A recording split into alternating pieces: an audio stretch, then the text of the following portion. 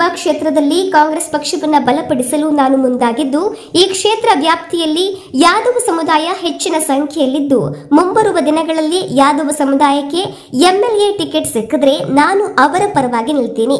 ಹಿಂದುಳಿದ ಸಮುದಾಯವಾಗಿರುವ ಯಾದವ ಸಮುದಾಯವು ಆರ್ಥಿಕವಾಗಿ, ಶೈಕ್ಷಣಿಕವಾಗಿ ಹಾಗೂ ರಾಜಕೀಯವಾಗಿ ಬೆಳೆಯಬೇಕಿದ್ದು, ಹಿಂದುಳಿದ ಸಮುದಾಯವನ್ನ ಮುಂದೆ ತರುವ ಪ್ರಯತ್ನವನ್ನ ನಾನು ಮಾಡ್ತೀನಿ ಅಂತ ಎಂಎಲ್ಸಿ ನಾಗರಾಜ್ ಯಾದವ್ ಅವರು ತಿಳಿಸಿದರು.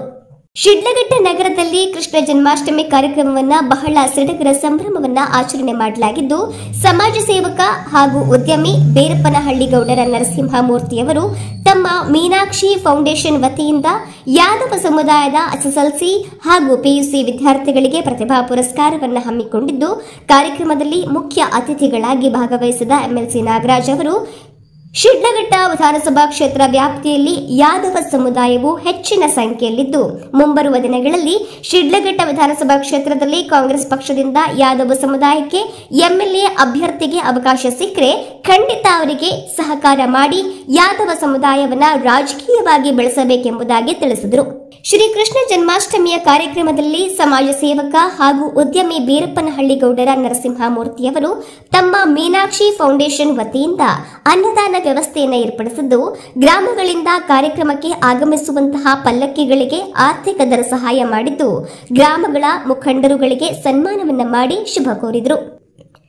ಯಾದವ ಸಮುದಾಯದ ಮುಖಂಡರು, ಉಚ್ಚ ನ್ಯಾಯಾಲಯದ ವಕೀಲರು ಹಾಗೂ 6ನೇ ವಾರ್ಡಿನ ಸದಸ್ಯರಾದಂತಹ ಮುನಿರಾಜು ಅವರು ಮಾತನಾಡಿ, ಮನುಷ್ಯನನ್ನ ಪ್ರೀತಿಸುವುದೇ ಧರ್ಮ, ಆದರೆ ಧರ್ಮದ ಹೆಸರಲ್ಲಿ ಮನುಷ್ಯರನ್ನ ದ್ವೇಷಿಸುವುದು ಅಧರ್ಮ. ಮನುಷ್ಯನ ದ್ವೇಷದ ಅಧರ್ಮದ ವಿರುದ್ಧವೇ ಕೃಷ್ಣ ಕೈಯಲ್ಲಿ ಶಸ್ತ್ರವನ್ನ ಹಿಡಿದು ಹೋರಾಡಿ ಧರ್ಮ ಸ್ಥಾಪನೆ ಮಾಡಿದ್ರು. ಹೀಗಾಗಿ ಸಮಾನತೆಯ ಸಮಾಜ ಸೃಷ್ಟಿ ಆಗಬೇಕಿದೆ. ಕೃಷ್ಣನು ವಿಷ್ಣುವಿನ 8ನೇ ಅವತಾರ ಅಂತ ಪರಿಗಣಿಸಲ್ಪಟ್ಟಿದ್ದಾನೆ ಮತ್ತು ಹಿಂದೂ ಧರ್ಮದಲ್ಲಿ ಬಹಳ ಮುಖ್ಯವಾದ ಸ್ಥಾನವನ್ನ ಹೊಂದಿದ್ದಾನೆ. ಆತನ ಜನ್ಮದಿನವನ್ನ ಜನ್ಮಾಷ್ಟಮಿ ಎಂದು ಆಚರಿಸಲಾಗುತ್ತೆ. ನಾವು ಕೃಷ್ಣನ ಜೀವನ ಮತ್ತು ಬೋಧನೆಗಳನ್ನ ನೆನಪಿಸಿಕೊಳ್ತೀವಿ. ಕೃಷ್ಣನು ಧರ್ಮ, ಪ್ರೀತಿ ಮತ್ತು ನ್ಯಾಯದ ಸಂಕೇತ. ಆತನ ಬೋಧನೆಗಳು ಇಂದಿಗೂ ಕೂಡ ಪ್ರಸ್ತುತ ಮತ್ತು ನಮಗೆ ಮಾರ್ಗದರ್ಶನ ನೀಡುತ್ತವೆ ಅಂತ ಅಭಿಪ್ರಾಯಪಟ್ಟರು. ಕಾರ್ಯಕ್ರಮದಲ್ಲಿ ಮಂಜುಳಾ ನರಸಿಂಹಮೂರ್ತಿ, ಟಿಕೆ ನಟರಾಜ್, ಬೀರಪ್ಪನಹಳ್ಳಿ ದ್ಯಾವಪ್ಪ, ಯಾದವ ಸಂಘದ ತಾಲೂಕು ಅಧ್ಯಕ್ಷ ಅಶ್ವಥ್, ಡಾಕ್ಟರ್ ಸತ್ಯನಾರಾಯಣ ರಾವ್, ಡಾಕ್ಟರ್ ವೆಂಕಟೇಶ್, ಕುರುಬರಪೇಟೆ ಚಂದ್ರಶೇಖರ್, ನಗರಸಭಾ ಸದಸ್ಯ ಲಕ್ಷ್ಮಣ, ಅರಿಕೆರೆ ಮುನಿರಾಜು, ಸೊರಕಾಯಲಹಳ್ಳಿ ನಾಗಚಂದ್ರ, ಯುವ ಮುಖಂಡರಾದ ಕೃಷ್ಣ, ಹರಿಕೃಷ್ಣ, ನರಸಿಂಹರಾಜು, ನವೀನ್, ಮಂಜುನಾಥ್, ನಾಗೇಶ್, ವಕೀಲ ಸುದೀಪ್ ಸೇರಿದಂತೆ ಸಾವಿರಾರು ಸಂಖ್ಯೆಯಲ್ಲಿ ಭಕ್ತಾದಿಗಳು ದೇವರ ದರ್ಶನವನ್ನ ಪಡೆದರು. ಆ ಮಕ್ಕಳನ್ನ ಅಭಿನಂದಿಸಬೇಕು ಅಂತ ಕೇಳಿಕೊಂಡಿದ್ದೇವೆ.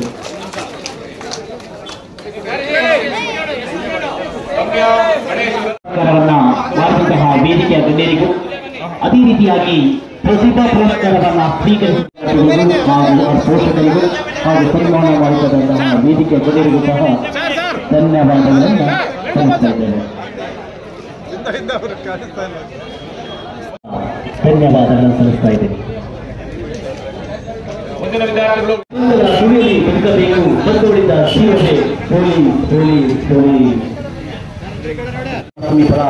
ಆ ಶ್ರೀಕೃಷ್ಣ ಪರಮಾತ್ಮ ಒಳ್ಳೆ ಮಾಡಿ ಅಂತ ಹೇಳ್ತಿದ್ದೇವೆ. ಅದೇ ರೀತಿ ಶ್ರೀಕೃಷ್ಣ ಭಗವಂತ ಅವರು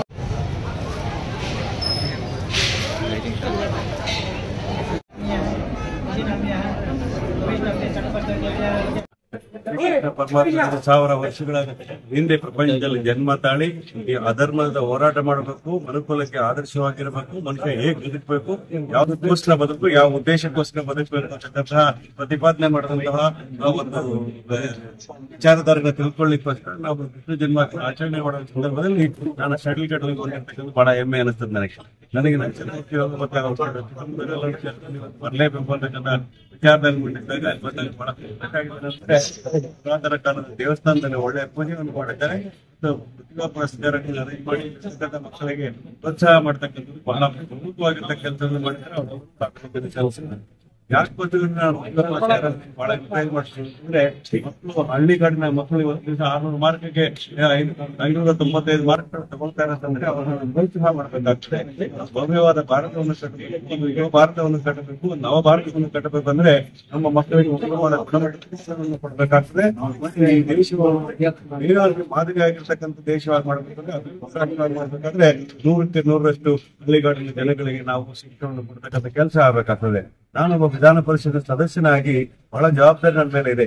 ಶೋಷಿತ ವರ್ಗಗಳಲ್ಲಿ, ಹಿಂದುಳಿದ ವರ್ಗದಲ್ಲಿ ಮತ್ತೆ ಯಾರೇ ಬಡವರಿದ್ರು ಕೂಡ ಅವರ ಶಿಕ್ಷಣಕ್ಕೆ ಒತ್ತು ಕೊಡ್ತಕ್ಕಂಥ ಚಿಂತೆ ಮಾಡ್ತಾರೆ, ಪ್ರೋತ್ಸಾಹ ಮಾಡ್ತಕ್ಕಂಥ ನನ್ನ ಜವಾಬ್ದಾರಿ ಕೂಡ, ಮತ್ತೆ ಅವ್ರಿಗೆ ಸರ್ಕಾರದಿಂದ ದೊರಕಬೇಕಾದ ಎಲ್ಲ ಸೌಲಭ್ಯಗಳನ್ನ ಕೊಡಬೇಕಾಗಿರ್ತಕ್ಕಂಥದ್ದು ಕೂಡ ನನ್ನ ಆರ್ಥಿಕ ಕರ್ತವ್ಯ ಕೂಡ ತಿಳ್ಕೊಂಡು ಈ ಒಂದು ಕಾರ್ಯಕ್ರಮ ಬಂದಿರತಕ್ಕಂಥದ್ದು ನಿಜ. ನಾನೀಗ ರಾಜ್ಯ ಸರ್ಕಾರದಿಂದ ಇವತ್ತು ಕೃಷ್ಣ ಜನ್ಮಾಷ್ಟಮಿ ಪ್ರೋಗ್ರಾಮ್ ರವೀಂದ್ರ ಕಲಾಕ್ಷೇತ್ರ ಮಾಡ್ತಾ ಇದ್ದಾರೆ.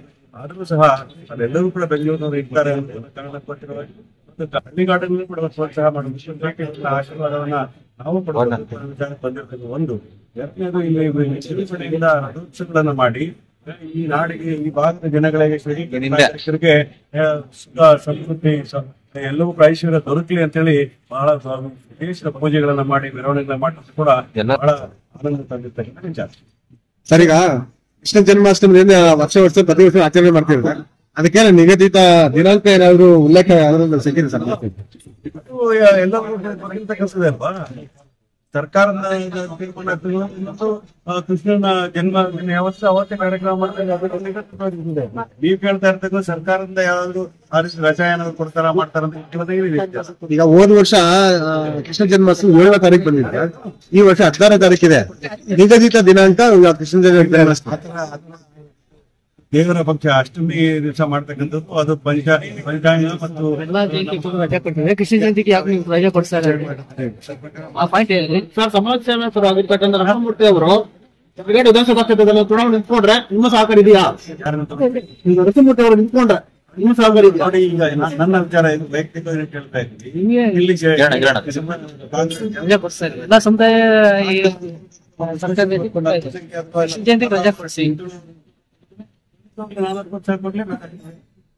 ಇನ್ನೊಂದು ಹೆಜ್ಜೆ ಮುಂದೆ ಹೇಳ್ಬೇಕಂದ್ರೆ ಎಲ್ಲ ಸಮುದಾಯದ ಜನಕ್ಕೆ ಹೆಚ್ಚು ಜನ ಯಾಕೆ ನಮ್ಮ ರಾಜಕೀಯವಾಗಿ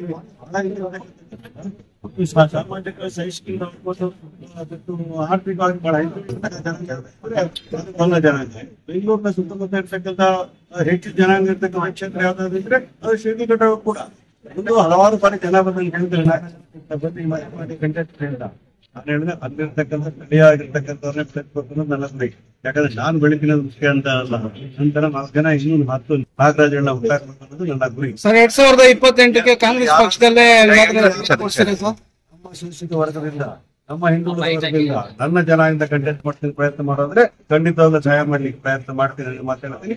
ಆ ರೀತಿ ಟಿಕೆಟ್ ಸಿಕ್ಕಿದೆ ಆದ್ರೆ ಖಂಡಿತವಾಗ್ಲೂ ಮನೆ ರಕ್ಷಣೆ ಕೇಳಲಿಕ್ಕೆ ತಯಾರಿದ್ದೇನೆ. ನಾವು ಕೂಡ ಇದ್ದೀವಿ ಅಂತ ಆದ್ರೆ ಒಂದ್ ಮಾತ್ರ ಹೇಳ್ತೇನೆ ಕೇಳಿ, ನಾನು ಇಲ್ಲಿ ನಮ್ಮ ಕ್ಯಾಂಡಿಡೇಟ್ ಗೆಲ್ಲಿ ಬಿಡ್ಲಿ, ಟಿಕೆಟ್ ಸಿಕ್ಕಿ ಬಿಡ್ಲಿ, ಎಲ್ಲ ನಾಗರಿಕರ ಪರವಾಗಿ ನಾಗರಾಜ್ ಯಾದವ್ ಧ್ವನಿ ಇದ್ದೇ ಇರ್ತದೆ. ನಾನು ಇಲ್ಲಿಂದ ML ಆಗ್ಲಿ ಬಿಡ್ಲಿ, ಅವ್ರಿಗೂ ಸೇವೆ ಮಾಡ್ಲಿಕ್ಕೆ ಸದಾ ಸಿದ್ಧ. 2028ಕ್ಕೆ ಕಾಂಗ್ರೆಸ್ ಪಕ್ಷದಲ್ಲಿ ಏನಾದ್ರು ಲಾಬಿ ಮಾಡ್ತೀರಾ ಸರ್ ಟಿಕೆಟ್ ಕೊಡ್ಸೋದಕ್ಕೆ? 100% ಮಾಡ್ತೇನೆ. ಆದ್ರೆ ಪಕ್ಷ ನಿಷ್ಠೆ ಇರ್ತಕ್ಕಂಥವ್ರಿಗೆ, ಗೆಲ್ಲುವ ಸಾಮರ್ಥ್ಯ ಇರ್ತಕ್ಕಂಥವ್ರಿಗೆ, ಪ್ರೀತಿ ಇದೆ ನೋಡ್ತಕ್ಕಂಥವ್ರಿಗೆ ನಾವು ಇದೆ. ಕಾಂಗ್ರೆಸ್ ನಾಗರಾಜನ ದೇಹ ಇದೆ ಅನ್ನೋ ಮಾತನ್ನ ಹೇಳ್ತೇನೆ. ಆದ್ರೆ ಉದ್ಯೋಗ ಬೇಕಾಗ್ತದೆ. ನನಗೇನ್ ಸಿಗುತ್ತೆ ನಾನು ಆಲೋಚನೆ ಮಾಡೋಲ್ಲ. ನನ್ನ ಪಕ್ಷ ಒತ್ತಾರನಾಗಿ ವಿಧಾನ ಪರಿಷತ್ ಸದಸ್ಯರಾಗಿ ಪ್ರಮುಖವಾಗಿ ಕೆಲಸ ಮಾಡ್ತಾ ಇರ್ತಕ್ಕಂಥ ಒಬ್ಬ ಉದ್ಯೋಗ ನಾಯಕ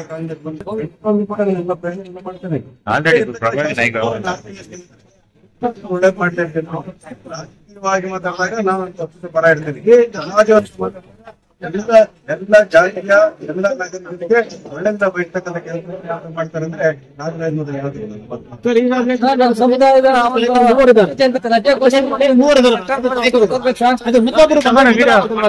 ಇಲ್ಲಿ ಯಾರು ಬೇಕಾದ್ರೂ ಪ್ರಯತ್ನ ಪಡ್ಬೋದು. ಯಾರು ಋಣ ಎಲ್ಲಿದೆ ಅಂತ ಹೇಳಿ ಬರಲ್ಲ.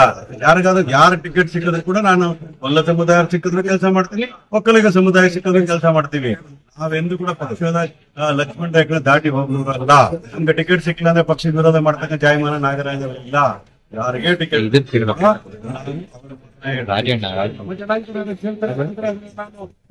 ಪ್ರೋತ್ಸಾಹ ಕೊಡ್ಲೇಬೇಕಾಗ್ತದೆ.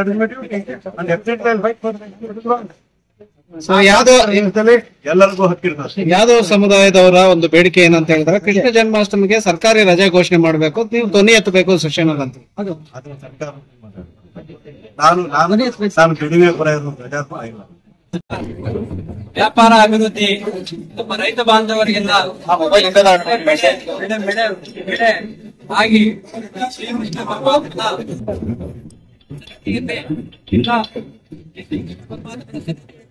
ಎಲ್ಲಾ ವರ್ಗದವರಿಗೂ, ಎಲ್ಲಾ ಜಾತಿಗಳಿಗೂ, ಎಲ್ಲಾ ನಮ್ಮ ಕುಲ ಬಾಂಧವರಿಗೂ ಒಳ್ಳೇದಾಗಿ ಭಗವಂತ ಎಲ್ಲರಿಗೂ ಒಳ್ಳೆ ಬುದ್ಧಿ ಕೊಟ್ಟು ಈ ದೇಶಕ್ಕೆ ಒಳ್ಳೆ ಮಳೆ ಬೆಳೆ ಪರಿಸರ ಎಲ್ಲ ಚೆನ್ನಾಗಿ ಆಗ್ಬೇಕೆಂದು ನಾನು ಕೋರುತ್ತೇನೆ. ಈ ಸಂದರ್ಭದಲ್ಲಿ ಧನ್ಯವಾದಗಳು.